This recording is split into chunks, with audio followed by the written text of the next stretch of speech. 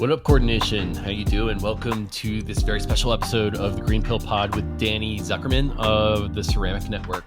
Freebox Labs and Ceramic are on a mission to bring data composability to Web3. Ceramic is a mutable storage layer for storing decentralized identifiers and verifiable credentials on their network. So basically what that allows you to do is store identity documents off-chain in a way that is self-sovereign and decentralized, self-sovereign to a user and decentralized away from an application. And what that does is it enables a network effect of identities in Web3.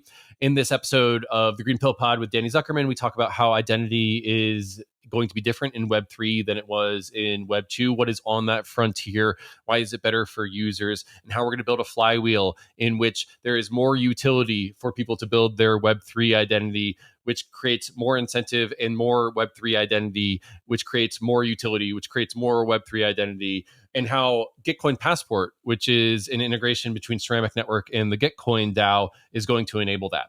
So Gitcoin Passport is basically an implementation of the Ceramic Network in which you can store a DID that helps increase your Sybil resistance on the Gitcoin network. And you can take that to other applications and instantly get Sybil resistance from the Gitcoin network in other applications. Sybil resistance is sock puppet resistance. Basically, how can you go from one token, one vote to one human, one vote? And that's a core pillar of creating a more green-pilled world, is being able to move to more democratic DAOs. And so Ceramic Network and Gitcoin have launched Gitcoin Passport, which is enabling that. And I think that we're using that as sort of the tip of the spear to talk about how reputation-based economies are going to be bootstrapped, about how identity is inherently multiplayer. So really fun episode that crosses a lot of T's and dots a lot of I's on decentralized identity and reputation. Danny is just so lucid and articulate when it comes to talking about Web3 identity. He has been studying this stuff for 5 years, and it's those insights that have enabled Ceramic Network to be such a useful tool for developers that are building decentralized identity networks. And I think it's going to be the Schelling point for building this network effect of Web3 identity. There's really not another product on the market that resembles Ceramic. It's got a really unique selling proposition. It's the only mutable storage layer that's decentralized and built around identity that I'm aware of. And that's why this is such a special episode for me of the GreenPilled podcast. So without further ado, I give you Danny Zuckerman of the Ceramic Network.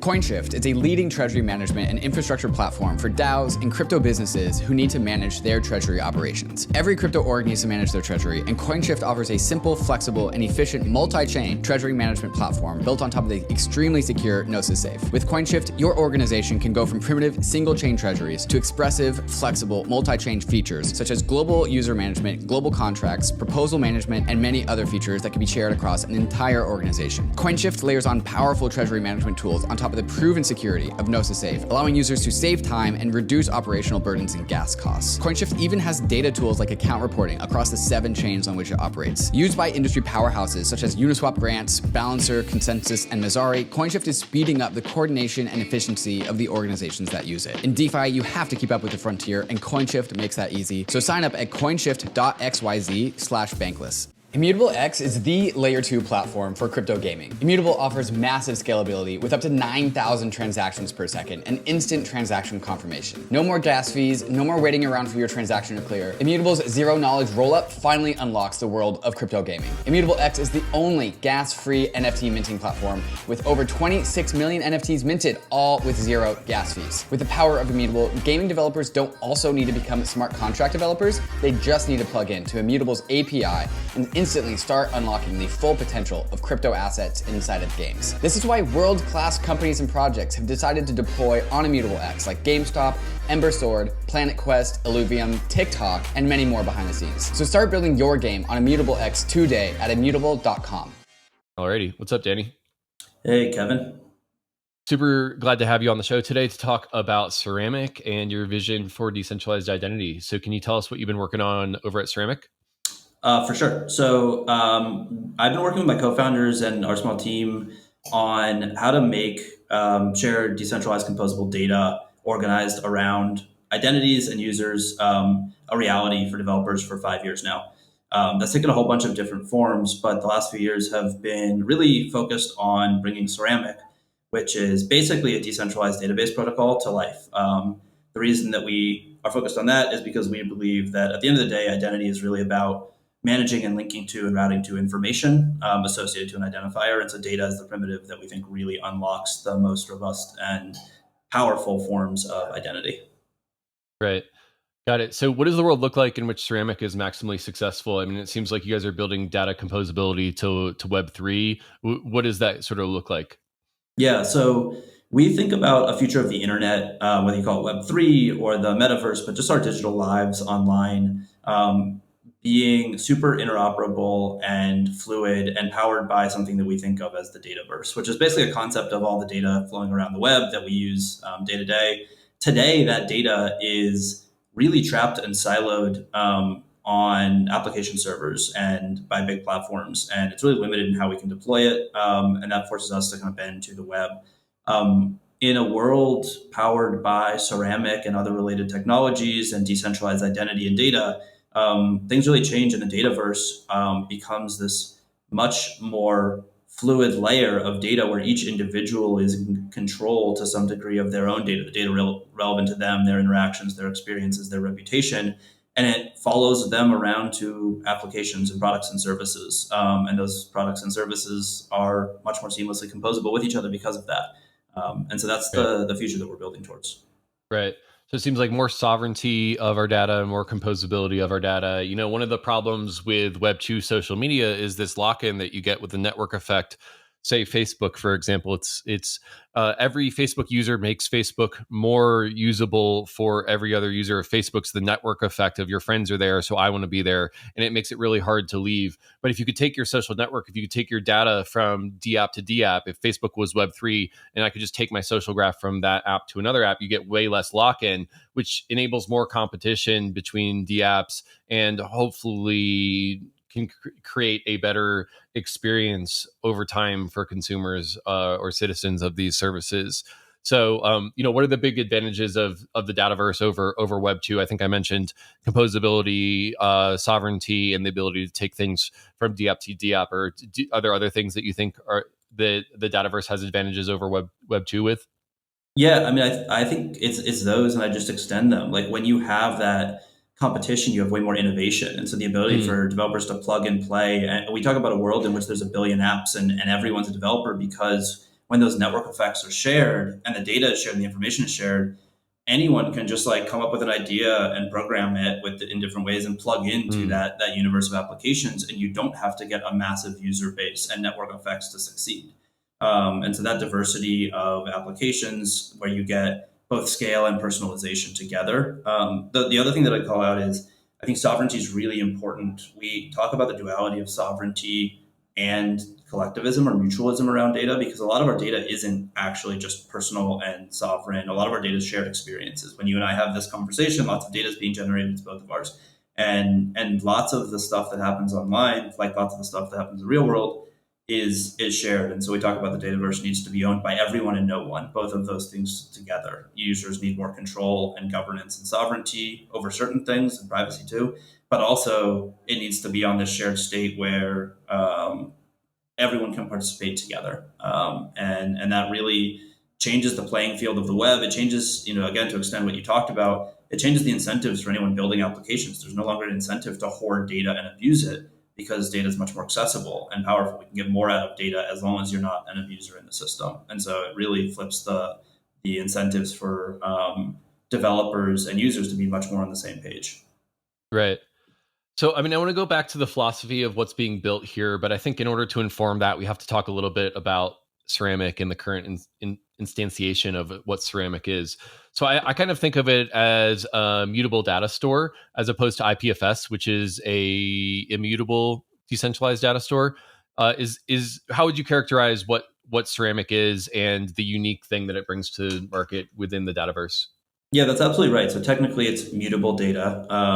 So data that can change over time. If you're looking for an analogy, it's not perfect, but it's the database layer in Web 2, which is built on top of file systems and kind of raw static storage. And so if IPFS, Filecoin, and others provide that static storage, Ceramic is this layer for mutable data.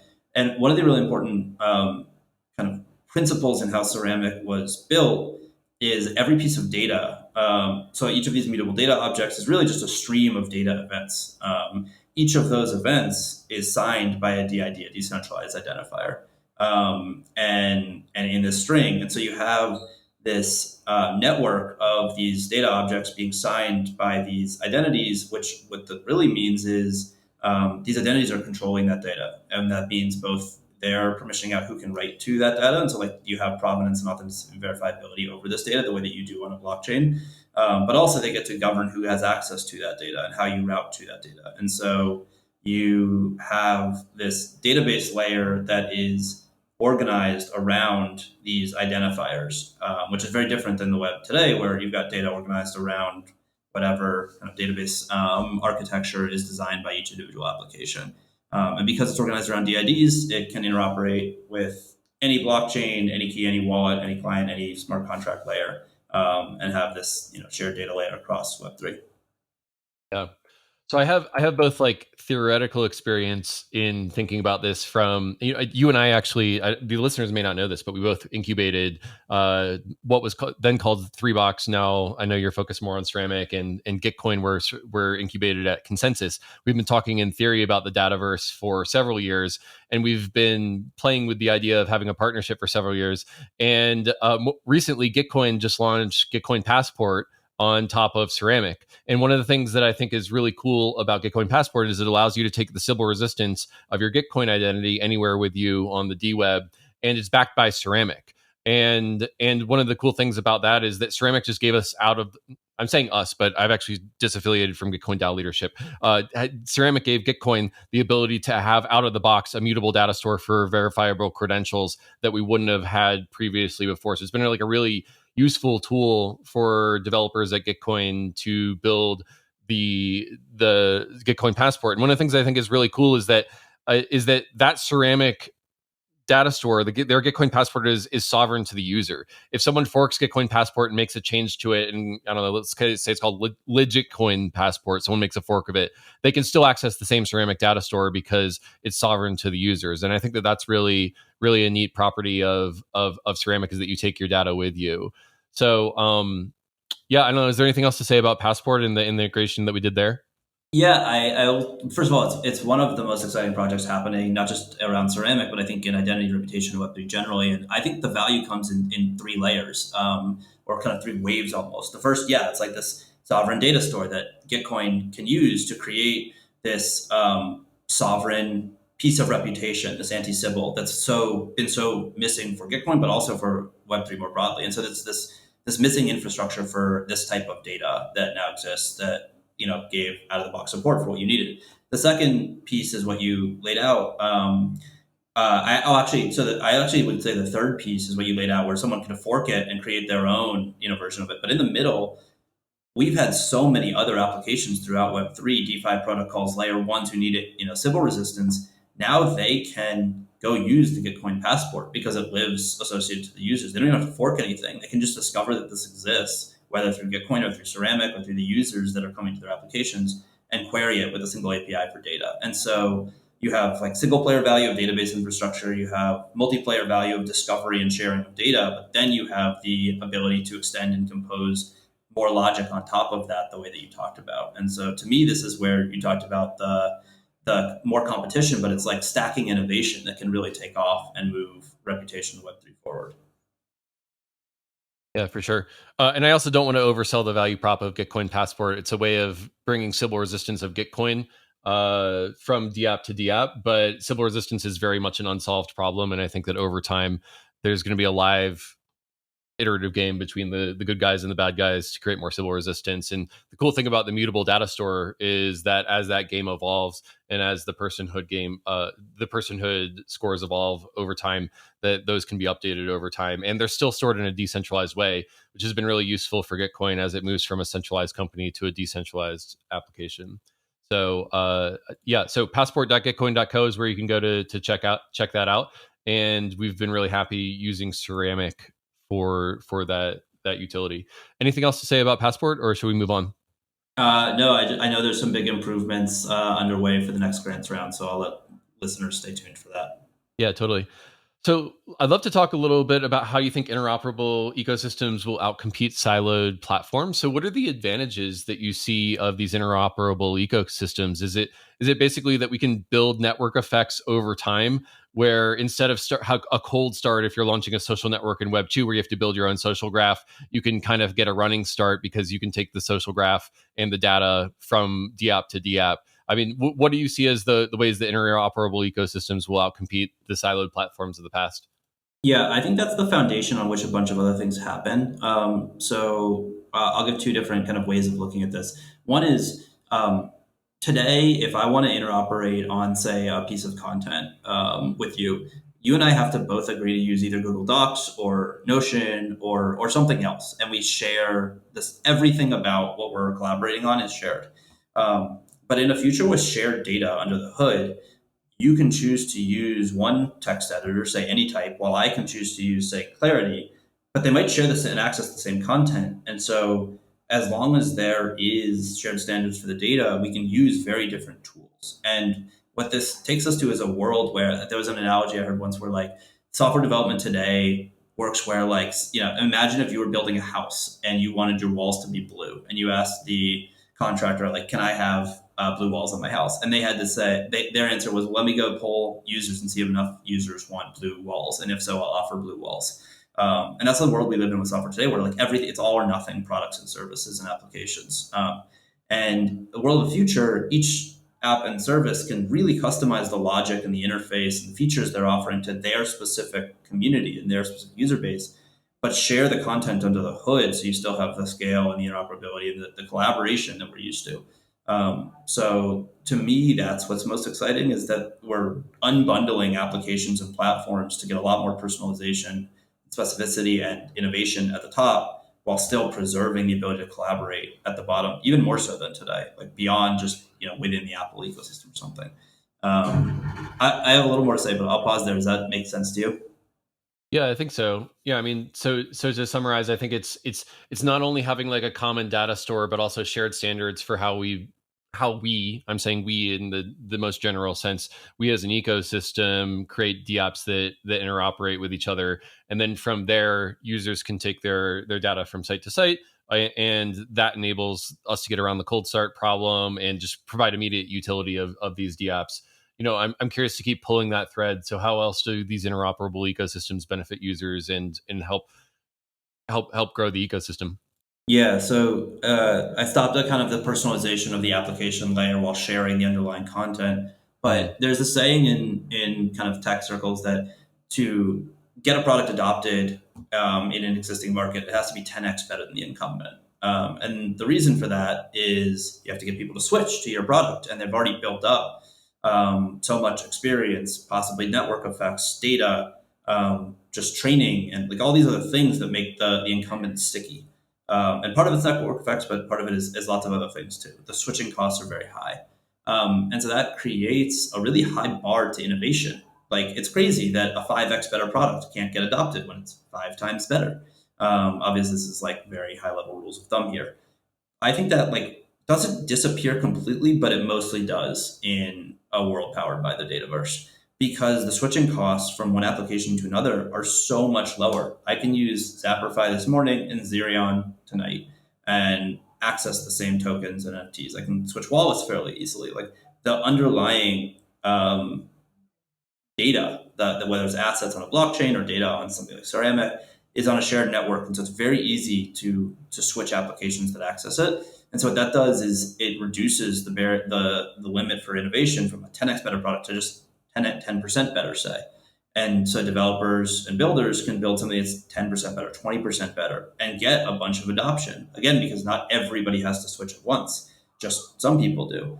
And so what I think we'll start to see is an internet that doesn't have to wait on 10x better product improvements every few years in any given domain, but rather a constant pace of innovation and change that compounds. And like the saying is about how powerful compounding interest is, but I think we're going to see compounding product innovation that rapidly outstrips 10x innovation or 10x improvements that we're used to.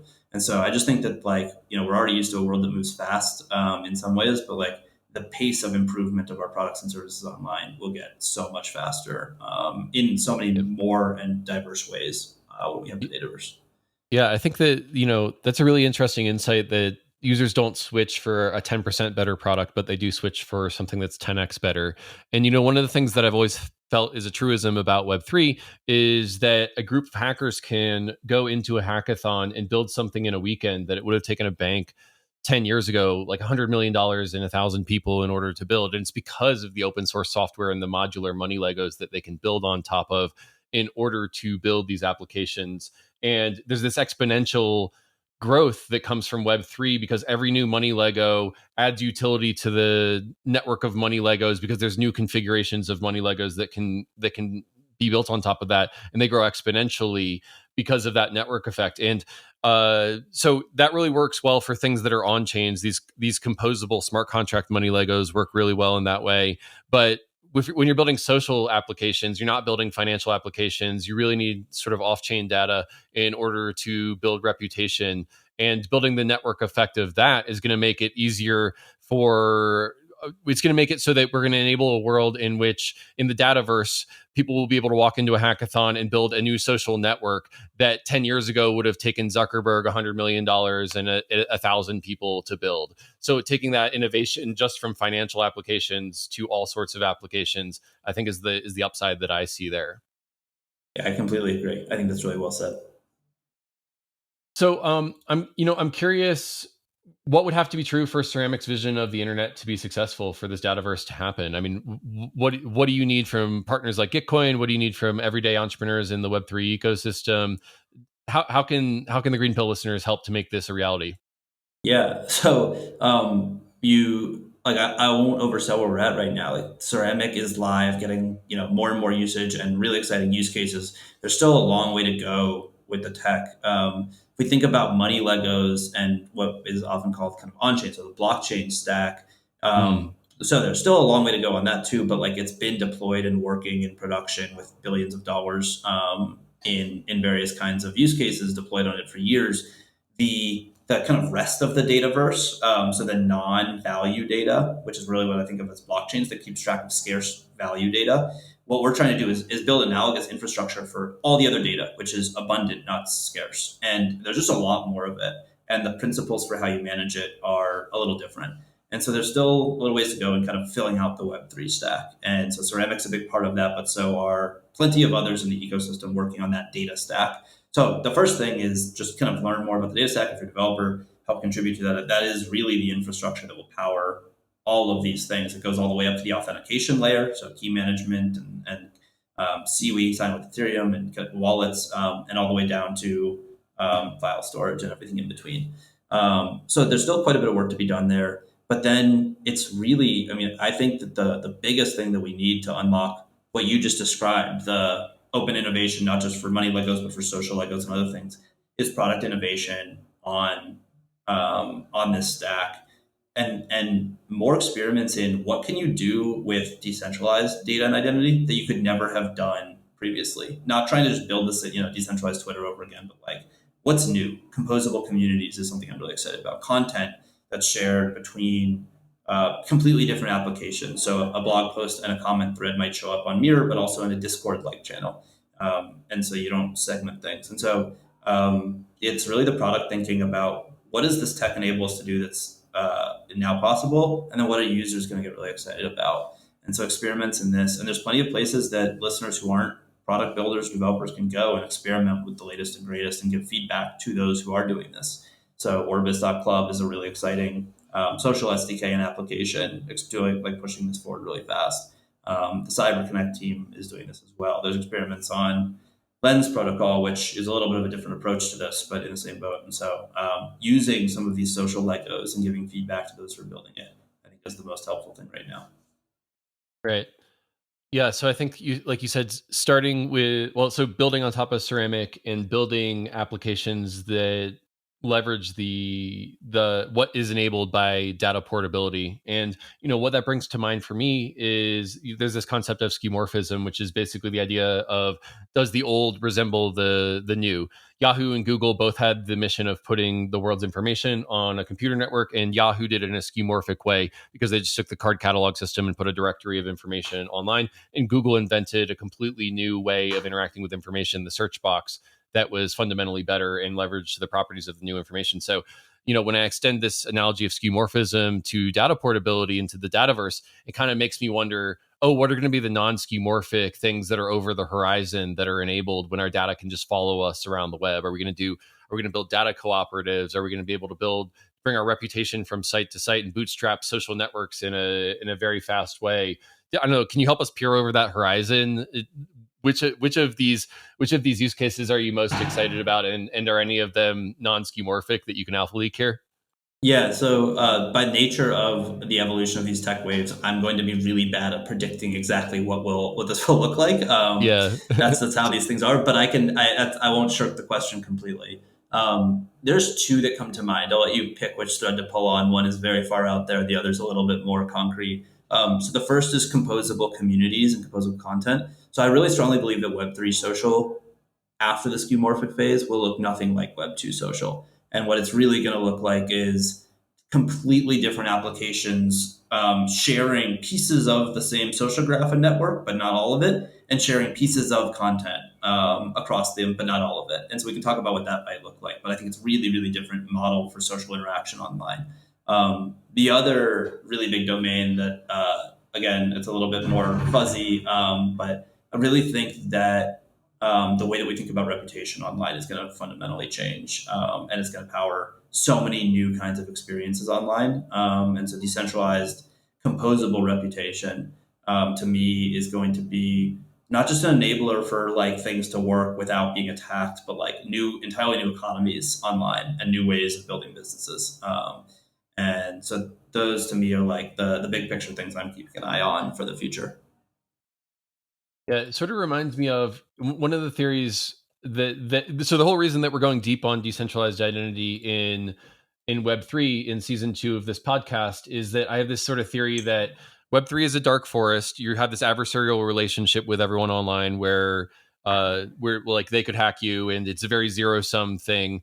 And decentralized identity and reputation is like the light that you can hold up to your counterparty, and you can see who they are. And as soon as you have reputation, then what you can do is you can bootstrap repeat interactions in which you can kind of track what each person is doing, and that enables possible win-wins. If you have an environment with repeat interactions and possible win-wins and low miscommunication, that's the evolution of trust. We can bootstrap new economies on top of the back of our social data, and that's going to enable all these sort of new use cases where I can say, oh, Danny and I have known each other for 4 years. We work together at Consensus, and I'm going to give him a $10,000 under collateralized loan, and we'll just slash his reputation if he doesn't pay back that loan. Or we can say we're going to give you a certain amount of rewards in this application based off of your history. And so I just have this sort of like, it just really feels to me like identity is the key to bootstrap positive sum economies based off of repeat interactions with each other. And so that's how I try to peer over the skeuomorphic frontier. And I think it's really neat that you said that Web3 social is going to look nothing like Web2 social once this flywheel really starts humming, because that just makes me really excited to see what's going to be invented at that point. Yeah, and again, like neither you nor I can predict what that looks like, but I think that we arrive at some of this. My guess is you and I share a lot of the same reading list, but there's kind of a different ways to arrive at this conclusion that social and reputation are both critical, but also going to look very different. One way is like the kind of economic and technical and game theoretic kind of extrapolation of things. Like we need some of this stuff in order to have repeat game interactions, and once we have repeat game interactions, we can kind of think through rigorously like what this needs and looks like.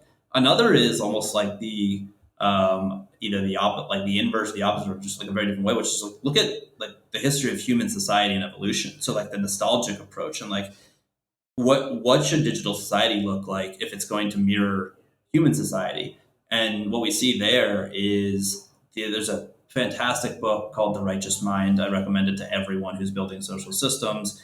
That I won't go into too far now, but a great quote: like the fastest way to pro-social behavior is to make sure everyone's reputation is on the line all the time. Like empirically, that is just the way that you get altruism and pro-social behavior is reputation.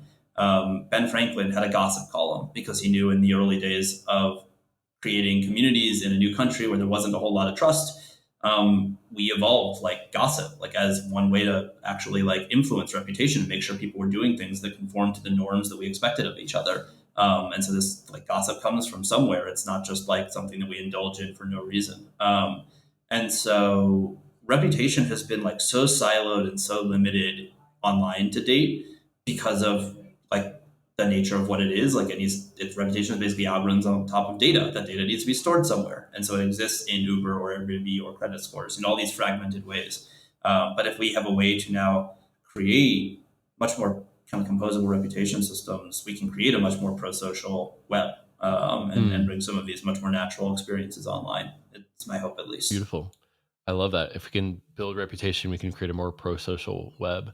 Refi summer has arrived, and CELO is here for it. CELO is the layer 1 blockchain for the regenerative finance movement. It's fast, planet positive, and built for the real world. CELO has committed towards producing a sustainable future from the very beginning, and is the world's first carbon negative, EVM compatible layer 1 blockchain. CELO has become much more than a technology, a currency, a community, or even just a layer 1. CELO is a movement to create conditions of prosperity for everyone. You can soon engage with all of this via green asset Uniswap pools on CELO, benefiting reforestation and other regenerative products through the Toucan protocol, Moss, and more. Refi is also about the health of communities, and Resource Network is creating bankless infrastructure for circular trade and mutual credit networks to benefit small businesses and local economies, all on CELO. Follow along on Twitter to learn more about how CELO is accelerating Refi Summer for a positive impact on people, communities, and the planet. If you're attending ECC, visit the CELO Saloon to learn about what's happening on the front lines of Refi from industry experts. The Opera crypto browser is the world's first web browser built for the crypto community. With Web3 support and a non-custodial wallet, Opera lets you access DeFi apps quickly and easily. The Opera wallet has buy, sell, and swap features, and of course lets you view your beautiful NFTs, but the browser still lets you use any crypto wallet extension you prefer, giving you the choice and flexibility for the Web3 world. Opera lets you view and manage all of your assets across all the blockchains all at once, and offers seamless multi-chain support between Ethereum, Bitcoin, Polygon, Binance Chain, and other EVMs and Layer 2s. But Opera goes even deeper than that. Opera has a built-in homepage for crypto natives with the Opera Crypto Corner, with price charts, news feeds, NFT updates to make sure you are always on top of your game. And it even has Discord and Telegram integrated natively into the browser. That's crazy. Opera is truly building the battle station for the crypto world. Check out Opera both on mobile with Android and iOS apps, and on desktop too.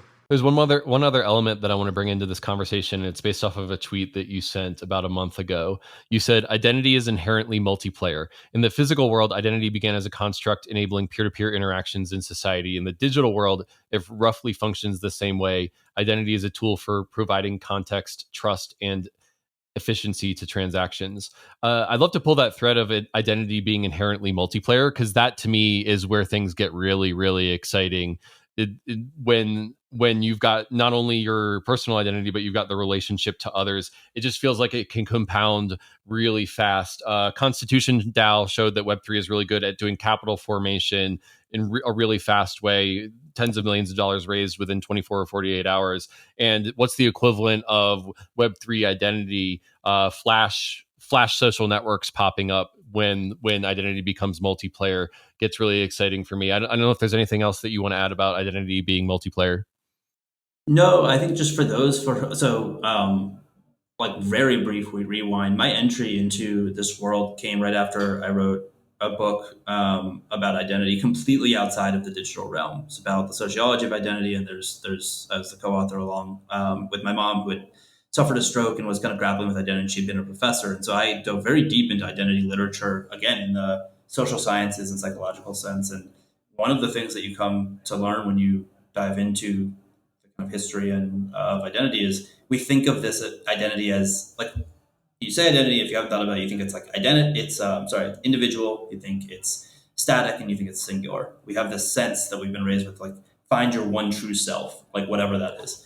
But like anyone who studies identity knows that it's plural. We have multiple identities, that it's dynamic, it's ever changing, and it's actually social. Identity is about how you relate to others. And If you even look at the first identity systems, they mostly came from nation states who were trying to just distinguish between individuals and associated information to them.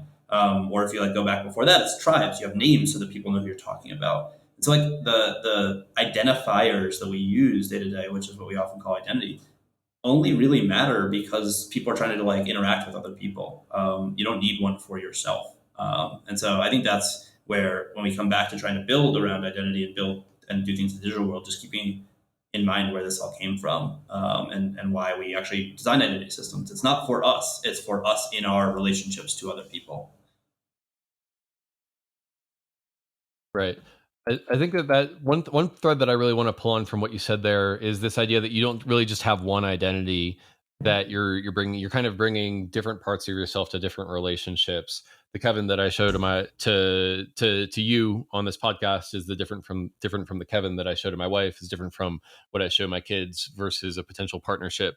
And I think that that's actually, it's obvious when you think about the privacy implications of showing your whole self and your whole identity to every single person online, but I think it's worth stating explicitly here that you really only want to reveal the minimum amount of information to a lot of these people for privacy purposes. The analog equivalent of this is like you go into a store to buy liquor and you have to show your ID to the cashier, and you're giving your name, your address, your date of birth, your eye color, your height, your weight, all this personally identifiable information, when really what we just want is a zero knowledge proof that you're over 21. At least here in the States, you have to be 21 to buy liquor.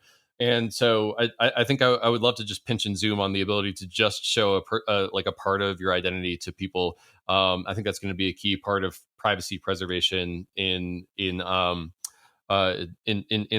dataverse that you're talking about. And one of the things I really like about Ceramic is that I sovereign own all of the data that is on Ceramic for me, and I can only reveal the verifiable credentials that I want. So I think it's neat that the way Ceramic is architected just reflects the way that we want to work with identity in this new world. So I don't know, anything more to say about that? Yeah, I guess the one thing that I'd say is I talked at the very beginning about how we actually approach identity from a data first perspective, that we think that's the primitive. And so, very frequently when we talk about identity, the story goes first, if you have self sovereign identities, then you can start to accumulate like verifiable credentials around them. And with that, you can have reputation and you can start to build big data stores. And that's not wrong, that's like very, very true. But there's an inverse way to look at this too, which is start with the data. Like, what if we can just have lots of data that we're able to control and manage? And then on top of that data, we can choose any given collection of it or any given portion of it on which to use at any given time. And that might be used to disclose, to like share some piece of information or to share with zero knowledge proof, or it might be to run some reputation algorithm on top of that data and share it. And so if we actually just have like this massive pool of data, someone on our team called it like a data ocean. I guess Ocean Protocol has kind of worked with that concept too. Then we can, that's like the smallest primitive on which we can kind of aggregate and do interesting things with it. And so I completely agree with you that selective disclosure over certain things is really important. I do think there's some limitations to that. Again, not all data is sovereign. And if we're doing social things, I don't want you to be able to filter out every negative review you ever had on Airbnb if I'm thinking about staying at your place. Like that needs to be shared. But it's also not just about selective disclosure of our one personality or one identity. It's also like sometimes I love talking about this stuff, and like my part of my identity is like talking about crypto Web3 data. Sometimes I need to turn off, and I'm with certain friends. I don't want to talk about this stuff at all, and that's still me. It's just like a different version. And so I do think there is a very real way in which each of us is not just like portions of our one true self, but like actually different selves at different times. There's tons of brain research around this. We have different personalities in our brain. You have certain traumas, and like you actually will have multiple different personalities competing with each other. And so again, like, are we ever going to like reflect our identity online exactly the way that our brain works? No, because we don't understand how our brain works. But like, to try to, it's both about preserving privacy and selective disclosure, but also about preserving the ability to really be different people at different time, if that's what's the case. Beautiful. One of the things I really appreciate about you, Danny, is that you've just been working on this problem for a long time and thinking about this in such a deep way. I know because we worked together at Consensus for 4 years, but you just have such a depth of knowledge and experience working on this for the last 4 years that that it just really comes out from talking to you that you've thought so deeply about this. And it's great to see you guys have a product coming to market and then also enabling the next tier of applications. And I really believe that the identity based applications are going to be the next tier of Web3. If we want to get to a place where Web3 is useful for the mainstream of humanity, we need to go from applications that are only good if you have a lot of capital to applications that 99% of humanity, which their financial lives is their jobs and their relationships, not their bank accounts and not their investments, because they don't have a ton of capital. And so I think that it's really going to enable the next tier of the web. And that sort of brings me to this article that you've been writing about reputation based economies. I don't know if that's out yet or if that'll be out by the time the pod is out, but I'd love to talk about reputation based economies next. Could you sort of tell me what those are and the opportunities that you see within reputation based economies? Yeah, for sure. Not out yet. Whether it's out by the time this goes out depends on how much time I can find to finish it. Before I jump to that, I'll just say that the appreciation is mutual. In the history of identity systems online, most of them come into usage and popularity not because of some perfectly built identity system, but because of some product or service that applies them and makes them widely used. Facebook Connect being one example. There are many others. And so working with you for years with your kind of in-market products and thinking about how identity plays a huge role is what makes our thinking much better and actually ensures that it's built for the real world use cases that developers and others need. Thanks for saying that. I should also note that Gitcoin DAO is, I've disaffiliated from leadership in Gitcoin DAO, and now there are tens, if not hundreds of contributors that are powering Gitcoin DAO, and it's them that are pushing Gitcoin Passport forward. And I think it's only an alpha that's out right now. Yep. It's gonna have to evolve over the next couple of grants rounds in order to become actually useful for people. But yes, yep. The feeling is totally. I know our team has been working with them very closely on the actual product, informed by some of the conversations you and I and many others have had over years. So reputation-based economies. So we talked a little while ago about, I really liked one of the examples that you gave. I can't remember exactly how you framed it, but the ability to do different financial transactions and know that if someone defaults on their loan, their credit score is going to be slashed. And that's not a reputation-based economy, but I think it leads the way to an interesting insight that one of our investors actually shared, which is each month we all pay many bills, including, say, our phone bill. And we probably don't pay our phone bill because we're worried that if we don't pay, the Verizon is going to come take us to court and track us down and get damages from us. If we don't pay on time, then our credit score is going to go down. Like, it's a reputational hit that actually has the most proximate impact on our behavior. I think that reputation, if we look at what humans are motivated by generally, it's tends to be, there's different ways to break it up, but I think of it as cultural norms, reputation, and kind of financial incentives or pure utility maximization. And the pure utility maximization works really well in one-time games and market transactions, but as you said earlier, it's a one-time thing. Reputation is actually a much more powerful motivator when we're thinking about long-term games, and our reputations are super valuable. They open up doors for us, whether that's relationships or repeat business or whatever it is.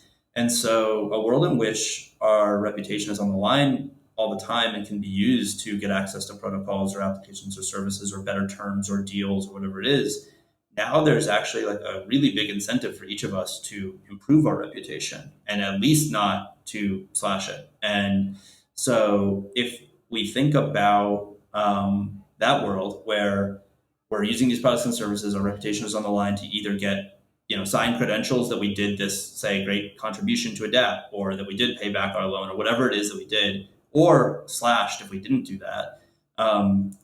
There's a ton of value for every given user in actually just adding to their reputation, because now, unlike today, that can be gone and it's reputation Legos. I can go use that reputation elsewhere. And so, this sounds very abstract, but if we think about the massive numbers of users that come and contribute massive values to Twitter or to TikTok or these social platforms, what they're really gaining early on is reputation. They're getting followers, they're getting likes, they're getting cred. in whatever it is that they're doing, then later they can turn that into monetization with sponsorships or with just distribution, their own fan base, whatever it is. And so we see this already, even though the reputation is kind of locked into certain platforms. And I think that's going to become more common, is applications who can attract users and make themselves valuable because they present opportunities to add to your own reputation, to show that you did pro-social behavior. I think another great example is Stack Overflow, or just like actually the open source movement as a whole. Developers contribute to open source because even without a super codified way to do it, if you're a big open source contributor, that's a great reputation as a developer. It's going to help you get other jobs and help you get different positions. And that's without any kind of formalization around it. And so I think that kind of economy, basically, even though it's not the typical scarce economy we're used to, will start to become much more common when we have attributable, verifiable data and reputations following us around the web. Yeah. Yeah, I think that flywheel is really exciting of I have reputation accrued and I can use it in order to get utility on an ecosystem of DApps that consume that reputation, which incentivizes me to accrue more reputation, which gives me more utility, which gives me more reputation. That flywheel really starts to spin. And I'm really, I think that, when I look at that flywheel, I kind of see the partnership between Gitcoin and Ceramic there, in that Gitcoin has these 700,000 data points of what public goods people want to fund and their civil resistant identity, and Ceramic has this data store in it. So in a way, we're kind of the first. I'm saying we, but I've disaffiliated from Gitcoin DAO. Gitcoin DAO and Ceramic are kind of the first two at the dance that could become a dance party when it comes to this decentralized identity. And I just really, I actually shouldn't give Gitcoin too much credit because like PoApp and Rabbit Hole and a bunch of other apps are doing this kind of stuff too. But I really think it's about getting that flywheel starting and getting that cold start problem. And that's when things really start to get interesting. For sure. And I do think it's both positive flywheel, but also if I know that you, and I think it applies equally to you, Kevin, or to any business. If I know you've built up this extremely valuable reputation, and I know that you bring that with you to any given event or transaction or experience or social whatever, like say we're talking about a governance proposal in a random DAO, and you've staked that somehow. And I can mean stake both in a very general sense, like we all put our reputation on the line all the time when we show up to the office and have conversations, but also like you could actually do that, technically stake your reputation in some way. I know you're going to behave in a way that I expect because it's way too costly for you to risk harming your reputation. Like you've built it, you've spent so much time building it up, you get so much value out of it, you would never endanger that. And this is where a pro-social web can come from. Like if we're all building up a reputation, get so much value out of it, and we know people aren't going to risk putting that at risk, we can move ourselves into this repeat game, we're in it together framework instead of this maximize financial incentives all the time world that we're in, both on the web 2 in certain ways, but in web 3 especially today, where it's so kind of token heavy. Right. Bootstrapping that reputation-based economy. Well, I think that we've only got a couple minutes left, so I'll move into closing questions. Is there anything I didn't ask you that you want to say, Danny? I'm sure we could talk about all sorts of things for much longer, but we hit some good points. So yeah, totally. Well, where can people find you and Ceramic online? So Ceramic is best found at Ceramic Network on Twitter, or ceramic.network is the URL. The website is criminally out of date, but you can follow the links to the docs if you're a developer and start to dig in there, or chat.ceramic.network to join our Discord, and forum.ceramic.network for our discourse forum. There's a lot of properties. Just go to our website and you can be directed to them. For me, I'm at DAZUCK at Dzuck on Twitter. Nice. And then I'll also give a quick shill for Gitcoin Passport, which is built on Ceramic. You can see that at passport.gitcoin.co. And then if you're a developer, you can build on top of Passport, instantly bring Sybil resistance from Gitcoin into your app at docs.passport.gitcoin.co. And if you're a developer, I'm assuming you can build on top of the Ceramic Network by going to the Ceramic Network website.